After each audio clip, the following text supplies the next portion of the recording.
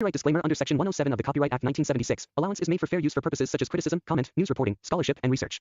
Fair use is a use permitted by copyright statute that might otherwise be infringing. Non-profit, educational or personal use tips the balance in favor of fair use. दोस्तों, आज हम बात करेंगे Parker की।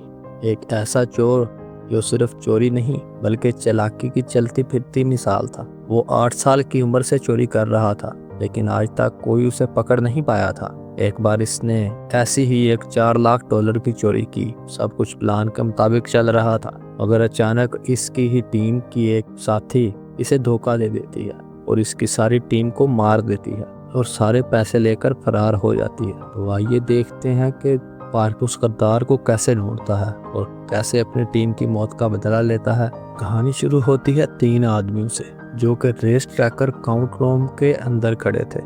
उसमें एक था Parker, एक फिलिप और एक उनकी टीम का मेंबर था, जिसको वो समझा रहे थे कि हम यहाँ किसी को मार नहीं सकते। जैसे ही वो अंदर से बाहर आते हैं, उनकी टीम की एक लड़की जेन लॉकर का लॉक खोल चुकी थी। पार्कर सुपरवाइजर के पास जाता है और उसे कहता है वॉल्ट खोलो। इतने में बाहर एक शख्स अपनी बीवी और बच्चे के साथ कार में आ जाता है। जैसे ही उसको पता चलता है कि यहाँ रॉबरी हो रही है, वो लालच में आ जाता है और मौका पाकर पैसे चुराने की कोशिश करता है। जैसे ही पार्कर की टीम बाहर निकलती है, वो इन पर फायरिंग शुरू कर देता है और एक बैग पैसों का उठाकर भाग जाता है। पार्कर फौरन इसका पीछा करता है और आखिरकार इसको पकड़कर इसके सर में गोली मार देता है। फिर वो कुछ कैश बैग में से निकाल कर उसकी बीवी को दे देता है ताकि वो पुलिस को कुछ न बताए। इसके बाद वो सब टीम के सेवा उस पर वापस चले जाते हैं। जहाँ हिसाब होता है, उन्हें पता चलता है कि हम सबको $60,000 हजार आएंगे, लेकिन तब ही जेन सबको धोखा दे देती है और पूरी टीम को मार कर सारे पैसे लेकर फरार हो जाती है। इसमें पार्कर को भी गोली लगती है, लेकिन उसकी दोस्त उसको पार्कर एक होटल में ले जाती है और वहाँ उसका इलाज करती है। जब पार्कर ठीक हो जाता है तो वो जेन को ढूंढने लगता है और उससे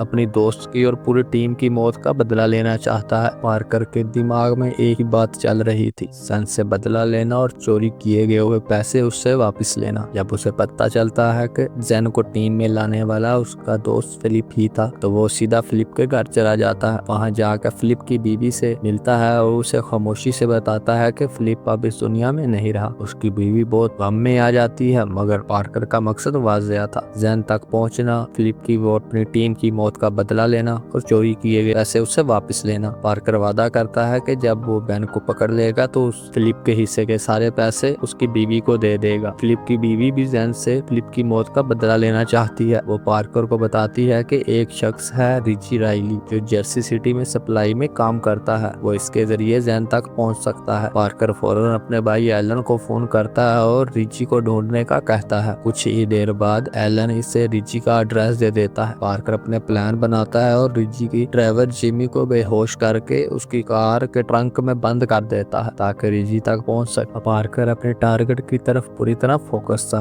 वो जिमी की जगह गाड़ी में बैठ जाता है। जब रिची राइली अपनी गाड़ी में आता है तो पार्कर उसे जबरदस्ती रोक लेता है और जेन के बारे में पूछता है। रिची बताता है कि जेन किसी वक्त एक पावरफुल डिटेक्टर की बॉडीगार्ड रह चुकी है। इतनी ही देर में कुछ लोग पार्कर का पीछा करने लगते हैं और इस पर फायरिंग शुरू कर देते हैं। वो जेन के भेजे हुए लोग थे। पार्कर फौरन एक्शन में आ जाता है और सबको मार देता है और एक को जिंदा पकड़ लेता है। वो उसे धमकी देता है कि मुझे जेन का पास ले चलो, नहीं तो मैं तुम्हें भी मार दूंगा। वो शख्स पार्कर को जेन के ठिकाने पर ले चलता है, जहाँ जेन किसी आदमी बॉस्को से मिलकर एक बड़ी चोरी की प्लानिंग कर रही थी। जैसे ही जेन को पता चलता है कि पार्कर आ चुका है, जेन इसे देखकर घबरा जाती है। पार्कर सीधा बात करता है कि अब मुझे अपने पैसे वापस चाहिए। जेन ठंडी सांस लेती है और बोलती है वो पैसे तो खर्च हो चुके हैं। ये सुनकर पार्कर गुस्से में आकर बॉस्को को मार देता है। जेन चीख पड़ती है क्योंकि बॉस्को से उसे नई चोरी के प्लान्स लेने थे। पार्कर तफसील जानना चाहता है, मगर जेन उसे कुछ नहीं बताती। जब पार्कर इसे धमकी देता है कि मैं तुम्हें मार दूंगा, तो वो मजबूरी में बोलती है कि ट्रेजर फील्ड शिप है जिसका नाम लेडी ऑफ एरनताज़ो है, वो इस शिप को लूटने वाले हैं। पार्कर अब इस प्लानिंग में शामिल हो जाने का फैसला करता है। वो इसके भाई एलन के साथ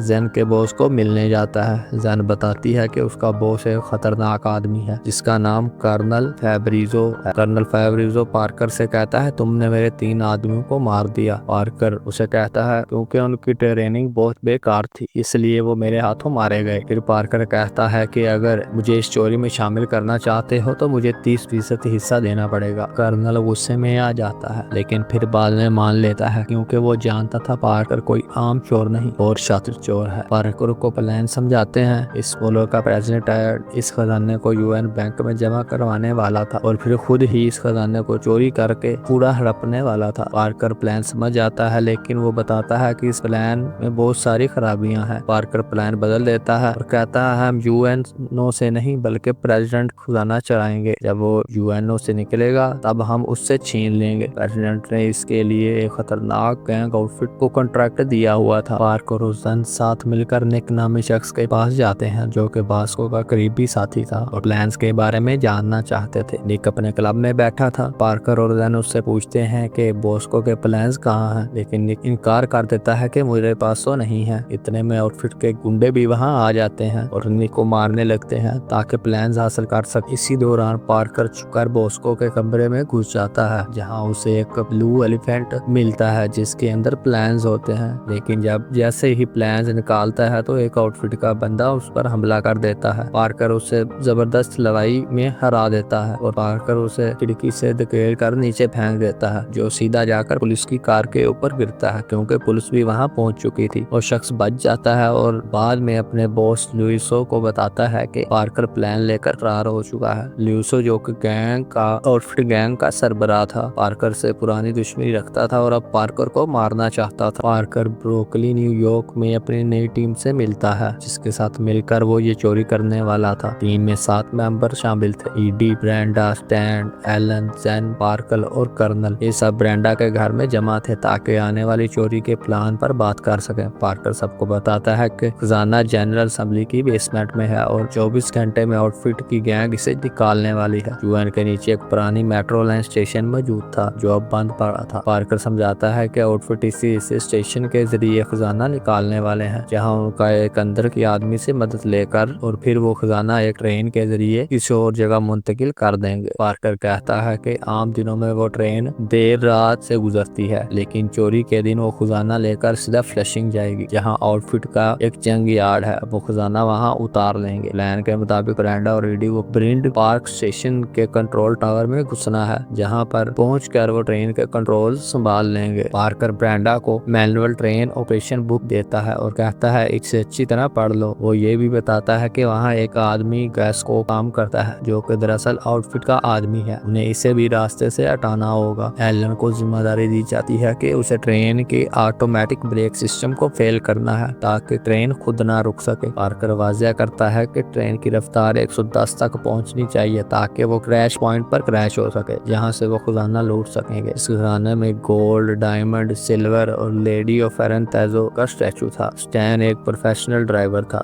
इसे एक ट्रक लाने की जिम्मेदारी दी जाती है ताकि वो क्रैश पॉइंट से खजाना ले जा सके। पार्कर कहता है उन्हें ये खजाना सिर्फ 10 मिनट में वहां से निकालना होगा इससे पहले कि आउटफिट के लोग वहां पहुंच जाएं। इसके बाद मीटिंग खत्म हो जाती है। पार्कर सबसे कहता है किसी के पास कोई सवाल, लेकिन सब खामोश रहते हैं। रात को पार्कर अपने कमरे में वापस जाता है जहाँ जन उसका इंतजार कर रही थी। दोनों एक दूसरे के पास खड़े थे मगर ये सब जन का बॉयफ्रेंड मैथ्यू वहाँ देख लेता है। वो पार्कर को गुस्से में आकर बेहोश कर देता है और उसे जंगल के बर्फीले इलाके में ले जाता है। वहाँ बगैर कपड़ों के उसे एक पाइप के साथ बांध देता है। आउटफिट मैथ्यू के आदमियों को भी कॉल कर देता है ताकि अगर पार्कर जिंदा बच जाए तो वो इसे मार दें। पार्कर चालाकी से मैथ्यू को अपनी बातों में फंसा लेता है और इसे यकीन दिला देता है कि आउटफिट आकर इसे भी मार देंगे। ये सुनकर मैथ्यू का दिल बदल जाता है और पार्कर को खोल देता है। इतनी देर में जन भी पार्कर को बचाने पहुंच जाती है लेकिन इसी लम्हे आउटफिट के गुंडे वहां पहुंच जाते हैं। पार्कर इन सबको मार डालता है मगर अफसोस मैथ्यू इनके हाथों मारा जाता है। बाद में आउटफिट के पास एक कॉल आती है। पार्कर फोन उठाता है और आगे से आउटफिट का बॉस बोलता है। वो बोलता है कि मुझे तुम्हारे प्लान्स का पता है। पार्कर चौंक कर पूछता है कौन सा प्लान? आउटफिट का बॉस जवाब देता है चोरी का प्लान, इसलिए मैंने टाइम बदल दिया था और चोरी कल की बजाय आज ही होगी। पार्कर फौरन एलन को कॉल करके बताता है कि चोरी आज ही करनी है। वो कहता है कि सारी टीम को फौरी तैयार करो और अपने अपने पोजीशंस पर भेज दो। लेकिन टीम तो पार्टी करके नशे में धुत पड़ी थी। उनके मुताबिक तो चोरी कल होने वाली थी लेकिन एलन इन सबको होश में लाता है और इनकी पोजीशन पर भेज देता है। करने ट्रक लेने के लिए निकल जाता है। दूसरी तरफ ब्रेंडा और एडी कंट्रोल रूम में दाखिल होने के लिए पहुंच जाते हैं ताकि सुपरवाइजर गन कर वो ट्रेन को कंट्रोल कर सकें, मगर अंदर का दरवाजा नहीं खुल रहा था। पता चलता है कि अंदर आउटफिट का एक आदमी ग्लास्को मौजूद है। इसने ट्रेन के सारे कंट्रोल बदल दिए हैं। जैसे ही वो दरवाजे के करीब पहुंचते हैं, ग्लास्को गन निकाल कर सबको कहता है हाथ ऊपर कर लो, और कितने में अंदर का एक क्रू मेंबर दरवाजा खोल देता है। ईडी फौरन ग्लास्को के सर पे मारता है और उसे बेहोश कर देता है। कंट्रोल रूम का कंट्रोल इनके हाथ में था। ईडी फौरन ट्रेन की स्पीड बढ़ा देता है। दूसरी तरफ एलन किसी शहरी से बाइक छीनकर अपने चेक पॉइंट पर पहुंचता है। वहां जाकर ऑटो ब्रेक सिस्टम के प्रेशर पाइप को फेल करने की कोशिश करता है। ट्रेन बहुत तेजी से आ रही थी। जैसे ही ट्रेन करीब आ जाती है, एलन पाइप को तोड़ देता है और फौरी साइड पे कूद जाता है। इधर स्टैन जो ट्रक में ही सो जाता है, जबकि वो उसे अपनी पोजीशन पर पहुंचना था। तो जैसे ही वो सोकर उठता है, उसे याद आता है कि उसे अपनी पोजीशन पर पहुंचना था। वो जल्दी से ट्रक चलाता है और स्पीड की वजह से उसका एक्सीडेंट हो जाता है। वहाँ पुलिस आ जाती है, लेकिन स्टैन पुलिस को ही मारकर उनकी गाड़ी छीनकर भाग जाता है। अब मसला ये था कि ट्रेन की स्पीड कम थी और वो प्लान के मुताबिक क्रैश पॉइंट पर क्रैश नहीं हुई। प्लान फेल हो गया। पार्कर फौरी नया प्लान सोचता है और कहता है आगे एक शार्प टर्न है, अगर हम वहाँ के ब्रेक सिस्टम को फेल कर दें तो ट्रेन जरूर क्रैश करेगी। एलन कहता है मैं वहाँ एक शॉर्टकट से पहुँचता हूँ। वो फौरी जाकर ब्रेक सिस्टम को फेल करने की कोशिश करता है, लेकिन ट्रेन बहुत पास आ चुकी थी। वो अपनी गन निकालता है और पाइप पर फायरिंग करना शुरू कर देता है। 2-3 गोलियां चलाने के बाद तीसरी गोली पाइप पर लग जाती है और ब्रेक सिस्टम फेल हो जाता है। उतनी देर में ट्रेन भी वहां से गुजरने लगती है और आगे जाकर शार्प टर्न पर ट्रेन क्रैश हो जाती है। इतनी देर में पार्कर और सन भी वहां पहुंच चुके थे। वो ट्रेन बिल्कुल उनके ऊपर ही क्रैश होने वाली होती है। वो अपनी गाड़ी को रिवर्स करते हैं और बड़ी मुश्किल से खुद को बचा लेते हैं। अब कहानी में एक नया ट्विस्ट आता है। एलन वहां पहुंच जाता है और जब वो बॉक्स खोलते हैं जिनमें खजाना होना चाहिए था, तो उनमें सिर्फ पत्थर निकलते हैं। पार्कर समझ जाता है कि ये एक ट्रैप करने का प्लान था। इतने में आउटफिट के गुंडे भी और वहां पहुंच जाते हैं और इन पर फायरिंग शुरू कर देते हैं। एलन और पार्कर और जेन बड़ी बहादुरी से इनका मुकाबला करते हैं और सबको निपटा देते हैं। थोड़ी देर बाद पुलिस भी वहां पहुंच जाती है और इनको चारों तरफ से घेर लेती है। इतनी देर में स्टैंड भी पुलिस की वैन लेकर वहां पहुंच जाता है और इनको साथ बिठाकर वहां से वापस सेफ हाउस की तरफ आ जाता है। अब इनका दूसरा प्लान भी फेल हो चुका था। ना कोई खजाना मिला, ना कोई पैसे मिले। सब बहुत उदास बैठे थे। जैन कहती है बस अब मैं अपने घर चली जाती हूँ, मगर पार्कर इसे रोक लेता है और कहता है अभी एक आखिरी मौका है, एक नया प्लान बनाते हैं। वो सब को अंदर बुलाता है और नया प्लान उनको बताता है कि आउटफिट के बॉस के लॉकर में ये सारा खजाना पड़ा है, हमें बस वहाँ से चुराना है। यहाँ पर उन्हें 3 मसले